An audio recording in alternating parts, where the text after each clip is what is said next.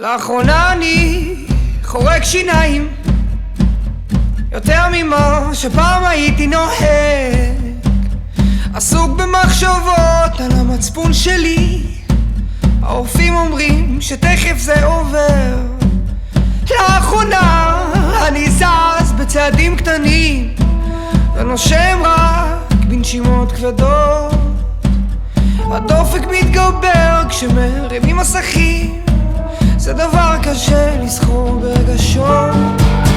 ואולי זה כי אני חושב יותר מדי ולוקח מהר מדי ללב, וכשתבואו לבקר אותי בבית חולים אחייך מהר בקטע מתחשב. ואולי זה הדמיון שמשתף בי, נכנס אליי לאט לאט לראש, וכשתבואו לבקר אותי בבית חולים אחייך לכם כבר שעה מראש.